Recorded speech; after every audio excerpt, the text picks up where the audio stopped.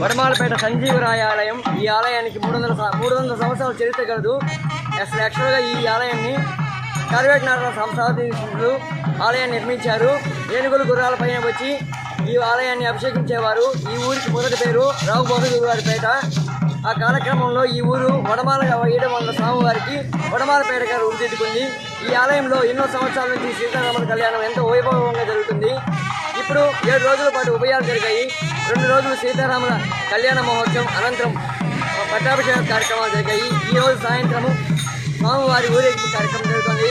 ప్రజలు దండోపదండాలుగా ఈ ఆలయాన్ని దర్శిస్తారు. ఎంతో పురాతనమైన శక్తివంతమైన ఆలయం ఇది.